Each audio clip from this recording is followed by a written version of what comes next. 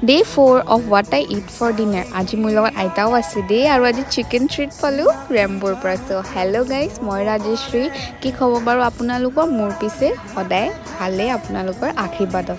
চ' আজি একদম চিম্পলকৈ খাবলৈ মন গ'ল ডিনাৰ, সেইবাবে দুটা আলু লৈ লৈছোঁ। আলু দুটা মই ভাততে বইল কৰি ল'ম আৰু এই যে চিকেন খাইছিলোঁ সেই তাৰে অকণমান লৈও আহিছিলোঁ ৰাতি ডিনাৰত খাম বুলি। চ' ইয়াতে মই আলুকেইটা কাটি লৈছোঁ আৰু মই ভাতত দি ল'ম। আজি কোনো স্পেচিয়েল একো বনোৱা নাই, নৰ্মেলি যেনেকৈ খাওঁ আজি তেনেকৈয়ে খাম। ভাতত আলু দি কিনে এনেকৈয়ে বইল কৰি খাম আৰু চিকেনটো আছেই। আৰু মই আগতেও কৈছোঁ মই চিকেন খাই বহুত ভাল পাওঁ। চ' মোৰ চিকেন থাকিলেই হৈছে আৰু কিয় জানো আজি ইমান লেজি ফিল হৈ আছে, সেইটো কাৰণে একো বেলেগ বনাব তেনেকৈ মন নাই যোৱা। আৰু আপোনালোকে মোৰ ভিডিঅ'টোত অলপমান মৰম দিব বুলি আশা ৰাখিছোঁ দেই, কাৰণ এতিয়া 4 days আৰু অকল 3 days আছে নহয় জানো।